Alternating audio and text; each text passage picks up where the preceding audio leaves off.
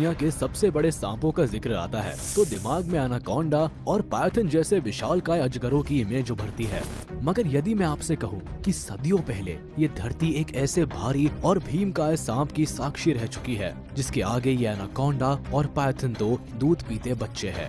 एक ऐसा सांप जो धरती पर रहकर अपने फन से बादल छू सकता हो, तो आप क्या कहेंगे? जी हाँ, मैं बात कर रहा हूँ टाइटैनोबोआ नाम के महाविनाशक सांप की। आज के इस वीडियो में इस सांप के अस्तित्व की पड़ताल करने वाले हैं, साथ ही इससे जुड़े कुछ बहुत ही रोमांचक फैक्ट्स पर भी रोशनी डालेंगे। आप बस वीडियो को छोड़कर कहीं जाइएगा नहीं, ये वीडियो आपके रोंगटे खड़े कर देने के लिए तैयार है। टाइटैनोबोआ स्नेक।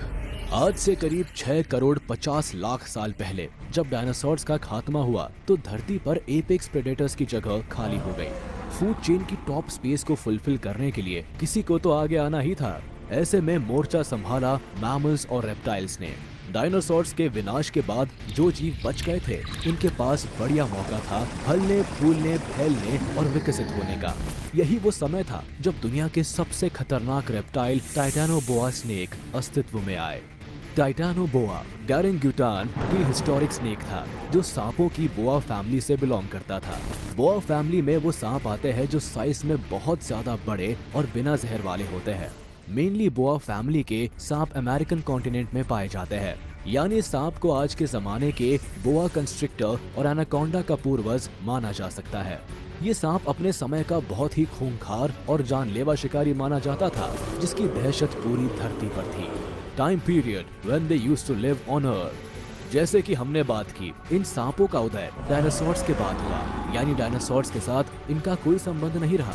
वैज्ञानिक मतों के मुताबिक ये सांप आज से करीब 6 करोड़ साल पहले हुए और करीब 50 लाख सालों तक इन्होंने धरती पर राज किया। इस टाइम पीरियड को पैलियोसीन पीरियड कहा जाता है। Places where they used to live. हमने अभी अभी जाना है कि ये आज के समय के एनाकोंडा के पूर्वज रहे हैं, तो जाहिर सी बात है जहां आज एनाकोंडा पाए जाते हैं वही इन सांपों का भी बसेरा हुआ करता था, यानी अमेरिका। धरती के सबसे पहले, सबसे विशाल, सबसे घने और सबसे ज्यादा विविधता भरे जंगल अमेज़न को साउथ अमेरिका की शान माना जाता है। इसी जंगल में इन सांपों का बसेरा था और आतंक भी। When did these snakes discovered?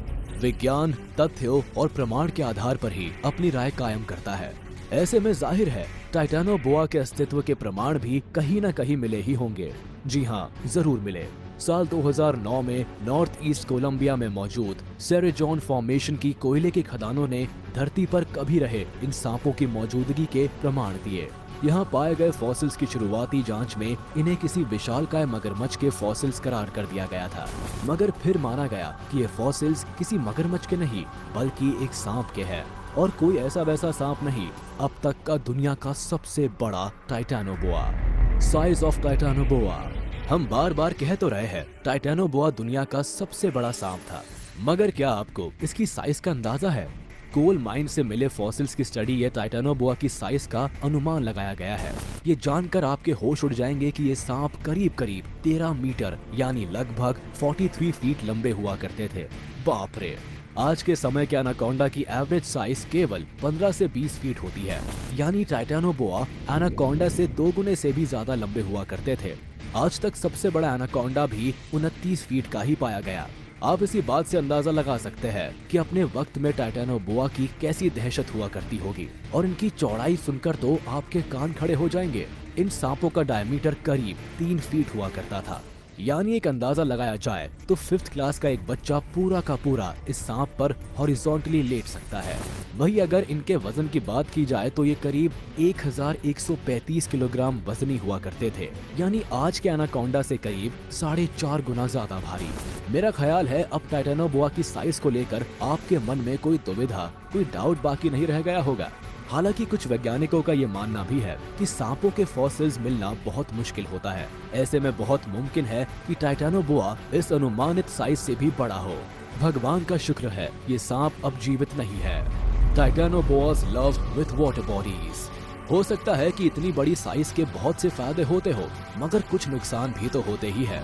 माना जाता है कि टाइटैनोबोआ को अपनी बड़ी साइज की वजह से जमीन पर चलने में या मूव करने में बहुत प्रॉब्लम हुआ करती थी, इसलिए वो अक्सर पानी में किसी दलदल या नदी के अंदर ही ज्यादातर वक्त बिताते थे। यहाँ उन्हें एक जगह से दूसरी जगह मूव करने में आसानी होती थी। आज टाइटैनोबोआ के वंशज कहे जाने वाले एनाकोंडा में भी ये आदत देखी जाती है। एनाकोंडा भी अपना ज्यादातर वक्त पानी में ही पड़े पड़े बिताते हैं। Hunting techniques of Titanoboa. ये एनाकोंडा और बोआ कंस्ट्रिक्टर्स की तरह ही बगैर जहर वाले सांप थे, इसलिए इनकी हंटिंग टेक्निक्स भी इन सांपों से बहुत हद तक मिलती जुलती थी। ये सांप पानी में या पेड़ पौधों के बीच खुद को छिपा लेते थे ताकि इनका शिकार इन्हें देख ना सके, और फिर मौका मिलते ही ये अपने शिकार पर झपट पड़ते थे। इस झपट्टे में इनका विशालकाय जबड़ा और पिछले दांत बड़े कारगर होते थे। शिकार को पकड़ने के बाद ये उसके चारों तरफ पूरी तरह से लिपट जाते थे और उसे पूरी ताकत से दबा देते थे। ये दबाव लगभग 400 psi के आसपास होता था।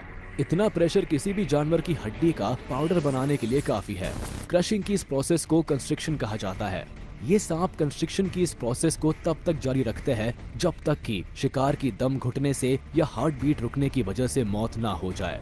जब शिकार सांस लेना बंद कर देता था तो ये अपना बड़ा सा जबड़ा खोलकर उसे साबुत यानी पूरा का पूरा निगल जाते थे। मॉडर्न डे के एनाकोंडा और बोआ कंस्ट्रिक्टर भी शिकार का यही तरीका अपनाते हैं। Diet of Titanoboa. जितना बड़ा इस सांप का आकार है उस हिसाब से जाहिर है इसकी डाइट भी बहुत ज्यादा होती थी। जैसा कि हमने बात की, ये ज्यादातर वक्त पानी में ही बिताते थे। ऐसे में इनके शिकार भी मेनली मरीन क्रिएचर्स ही हुआ करते थे। बड़ी मछलियाँ, रेप्टाइल्स और क्रोकोडाइलोमॉर्फा जैसे जीव इनके शिकार की लिस्ट में शामिल रहते थे। क्रोकोडाइलोमॉर्फा उस वक्त के बहुत बड़े बड़े क्रोकोडाइल हुआ करते थे जो आज के क्रोकोडाइल्स की तुलना में कई गुना बड़े थे। How did Titanoboa grow so big? जैसा कि हम जानते हैं कि रेप्टाइल्स कोल्ड ब्लडेड क्रिएचर्स होते हैं। टाइटैनोबोआ भी इनसे अलग नहीं थे, और आज के मौजूद कोल्ड ब्लडेड क्रिएचर्स के बारे में स्टडी करने पर पता चलता है कि ऐसे क्रिएचर्स की साइज और एक्टिविटी उनके माहौल के टेम्परेचर पर डिपेंड करती है। दरअसल कोल्ड ब्लडेड क्रिएचर्स हम इंसानों की तरह अपने शरीर के टेम्परेचर को कंट्रोल नहीं कर सकते। यानी अगर बाहर का टेम्परेचर ज्यादा है तो इनका शरीर गर्म होने लगता है, और अगर बाहर का टेम्परेचर कम है तो इनका शरीर ठंडा होने लगता है। इसलिए धरती के जिन हिस्सों में तापमान ज्यादा होता है वहाँ पाए जाने वाले कोल्ड ब्लडेड क्रिएचर की साइज भी कंपैरेटिवली ज्यादा होती है, और वो हाईली एक्टिव भी होते हैं। अगर इसे हम धरती के ग्लोब से समझने की कोशिश करें तो आप देखेंगे कि इक्वेटर के आसपास दुनिया के ज्यादातर बड़े कोल्ड ब्लडेड क्रिएचर्स रहते हैं, क्योंकि यहाँ टेम्परेचर सबसे ज्यादा होता है।